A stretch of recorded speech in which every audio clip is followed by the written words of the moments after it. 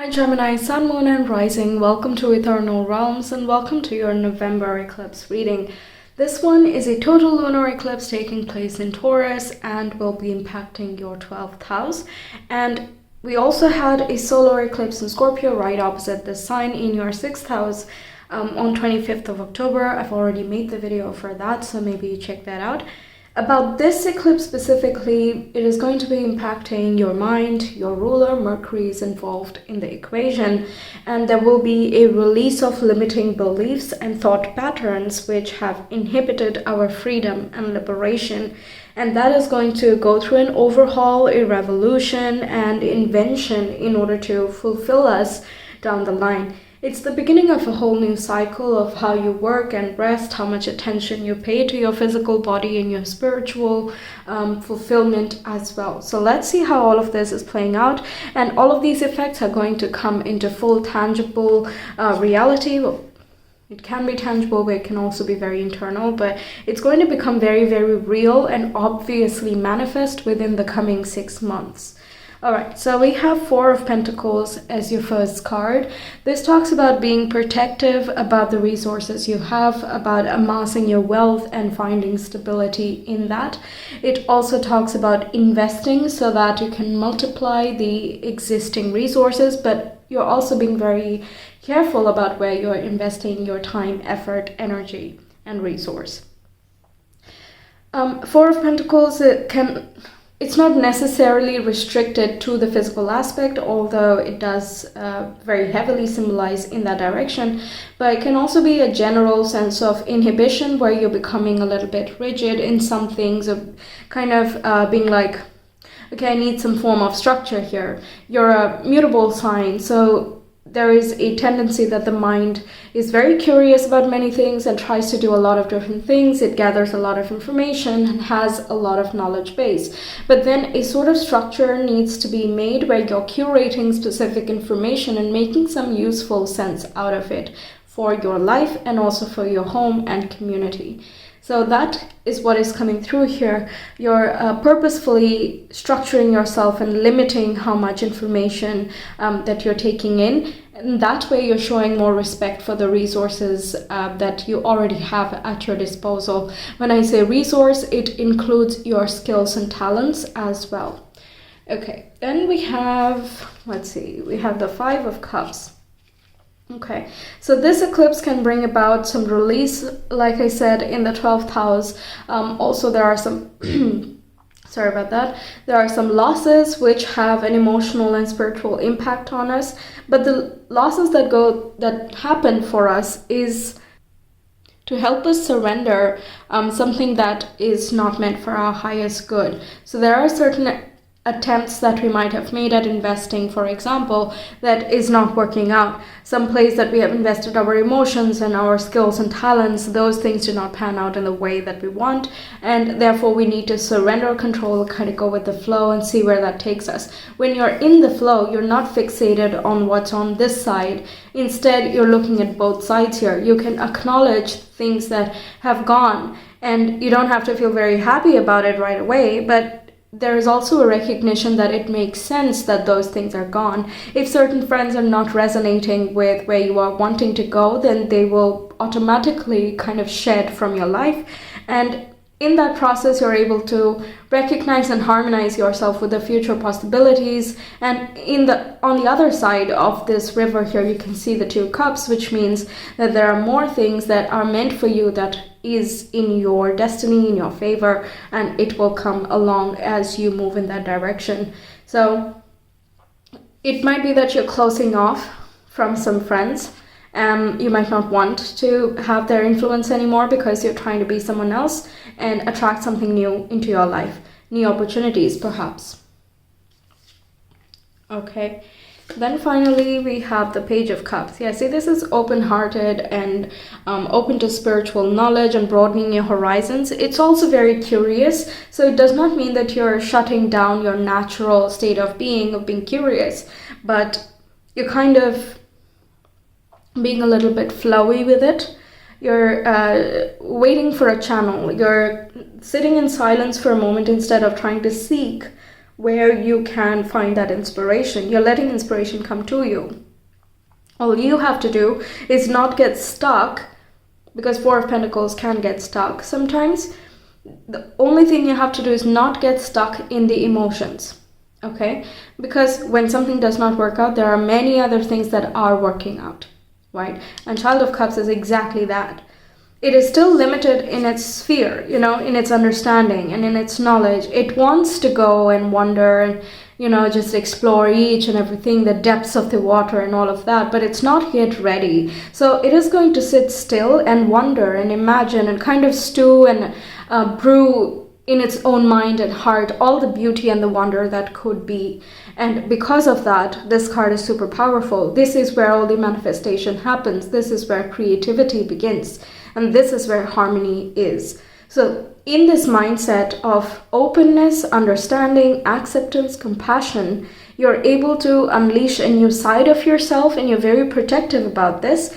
And also you are attracting towards you the like-minded people and circumstances that are going to push you forward. 12th house is a very fated and a karmic house. So there are certain things from our internal environment and also external, which affects us on a more spiritual level or an energetic level, that are being shifted out. So negative thinking patterns, if that's something you don't want, then that is what is being released. And along with it, all the people who embody that same quality are also going to be washed out from your life. So that would be an example of how your physical environment connects with your spiritual body here. So with the Child of Cups, that's what's showing up, that there is a renewal of hope, light, inspiration, and creativity as well. There is a level of innocence here. Then we have the Moon. Yeah, this can talk about fears and insecurities, but it is also about subtle illumination. It's not about all guns blazing, breaking down doors and making everything very obvious like the sun would be. The Moon is like radiate so that you're hard to ignore. Magnetize towards you. Be attractive. Don't pursue at this time. Reserve your energy and your capacity. Kind of be very selective about where you expend it, and trust your intuition to guide you where you should. Okay, these are the many messages that the Moon can symbolize. It's your intuition that will guide you the best, not your logic at this time. But the Moon can be kind of untrusting, and it's sort of illusory, right? You can't really trust everything literally. It speaks in metaphors. It is very transcendental. It is shapes and figures and numbers and synchronicities. And all of these things can mean very different things to many different people, right? So it's hard to pinpoint and trust. And that's why doing this by yourself as an exercise is super important, so that you can trust your own intuition. The Moon here is saying, exercise your intuition and your imagination, and the rest will follow. There is illumination here that is coming from you and not from the external environment. This is something you are choosing to create. Okay, then we have study. Is it study? Yeah, okay. Nice. So once again, it can be investing in education, for example, to make something better of your life, to upgrade your life in some way, or to enhance your skills that already exist. You might be keeping this a little bit private from some people who are a little bit discouraging, but you're also trying to keep your own negative mindset at bay, or any feeling of, oh, will this work out? Is this for me? I don't know if we will connect. Either person or the topic that you are studying. This is also, I'm hearing examination. So you're examining your priorities and you're letting go of what does not resonate with you.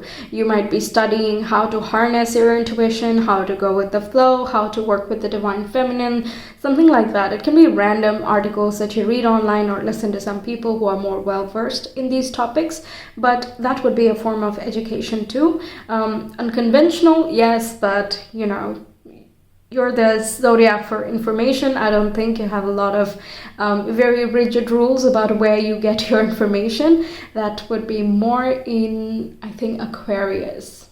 I suppose.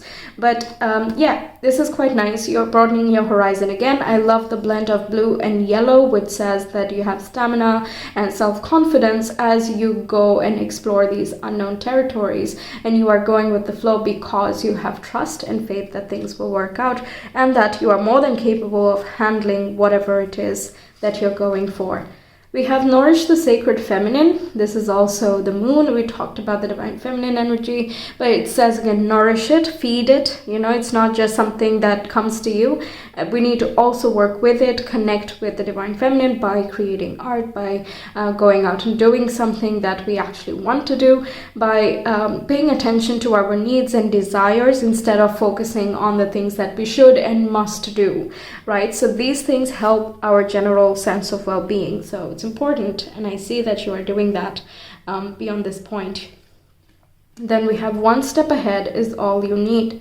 Yeah, if there are some things that are not working out, that's not a problem, because, and what I was saying earlier of don't get stuck is coming back here, and it says it's not a problem because one more step and you will see all the future possibilities. It's literally one more step you need to take. If you're doing some inner work and you can't figure out what is going wrong, why are you not able to find the root cause, then again, go one level deeper. Ask why once more. One more step, okay?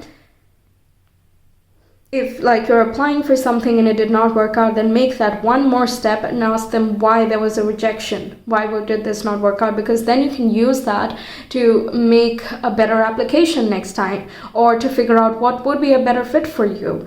You know, if a particular field is not working out for you, if you're not resonating with it, then go one more step and ask why not, or go one more step and ask then what will. Okay? Wow. Very constructive. I really love it. Then we have Joy is the ultimate creator. Yes, I did say the Page of Cups is a very good manifester. It's the minor arcana version of the Magician, at least according to me. I'm not sure if the others agree. But yeah, Joy is the ultimate creator. When you're happy, you're doing things from a positive mindset. You're not constantly dragging yourself down. You're not boggled by fear. Because fear is not supposed to be creating something, right? Joy is supposed to be you're doing something, you're making something because you like doing that, not because you're forced to. So that's the state of mind that you're going to embody, and go with that energy here. As long as you remain aligned to it, there is a lot of success and flourishing that happens here. Yeah, there you go. We have Hope is the conduit for miracles, and Child of Cups, the Page of Cups, is full of hope and optimism. So there is a definite renewal of hope. You are going to be studying something that is of your interest, that you have perhaps always wanted to do or explore. It could have been a hobby that you have, but you never got around to it. And one step ahead, and you are doing that. Okay, you're going with the flow, trusting your intuition, listening to your inspiration, not getting stuck. You're allowing that feminine energy to take over, and you're moving along with that. Very nice. It's really nice. I think one step ahead would be that divine masculine, that one little push, and the divine feminine is of course standing out very loud and clear. Good balance here. Even the blue and yellow would be the balance between the masculine and the feminine. Okay, I'm not seeing any numbers here, so I'm just going to go with the Astro dice. Gemini, Sun, Moon, and Rising. This Taurus eclipse, how's that working out for them? We have Taurus, yeah, we got that. And we have 12th house, which also we got. And we have Venus as well, who's the ruler of Taurus, and hence your 12th house. We did have Venus playing a part in the previous eclipse, in the Scorpio eclipse, not in this coming one.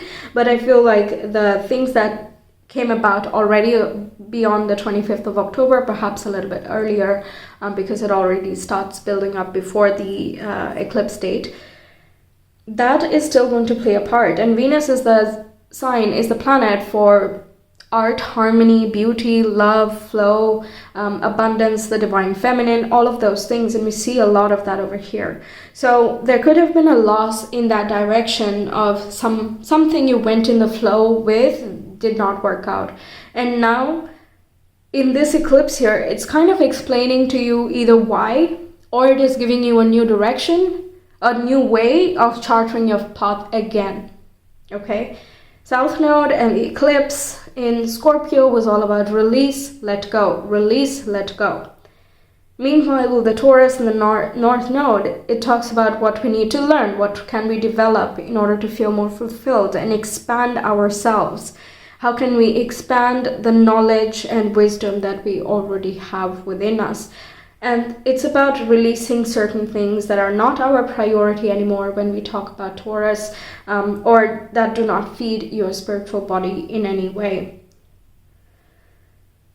I'm seeing a direct link, it usually is, but I feel like you're recognizing this as well, that negative people immediately affect your emotions as well. The spiritual environment is immediately impacting your emotional body. So the moment you start, you can feel like randomly upset, very randomly, and others might see that as moody, but you'll know that it's not really being moody, it's just when something happens which you normally miss, you're sort of sensing it very quickly and you're emotionally expressing that as well, I'm getting. And you can also be very randomly happy without a very clear idea of why exactly. So when you're in that happy state, start imagining all the happy things that you want to create. And when you start getting negative, either evaluate why that is, what has been the trigger, perhaps someone entered the room or you started a chapter you don't resonate with, something like that. And also kind of look at the positive in that particular scenario. It is important to acknowledge the things that have not worked out, just like we need to mourn the loss of certain people, situations. Like when we graduate, it's kind of bittersweet, right? We are happy that we passed and we're doing good now and we can up level, but at the same time we're going to miss our old circumstances, right? So it's important to give it acknowledgement, because then you have closure, but at the same time we should not get stuck there, because it is going to be an infinite vortex if you get stuck, especially when we talk about the 12th house here. But I feel you are spiritually protected throughout all of this, and you are protecting your energy as well. Perhaps because of this instinct that you have now to protect your vibe, is that you're attracting more protection from the universe and dispelling of negative influences from your life. Okay, so that's what I have for you, Gemini. Thank you so much for being here. I really hope the messages resonated and help you out. Let me know your thoughts. If you want a personal reading, you can reach me via Etsy. The link is in the description box in the comment below. Please check out the other zodiac-specific month-ahead November reading and also the Scorpio eclipse, because that'll give you a lot more detail on all of this that we talked about here. And perhaps will give you a lot more perspectives that kind of piece together to a more wholesome image. Okay. With that being said, I will bid you goodbye. Take care. Have a nice 6 months and I will see you again. Take care. Bye.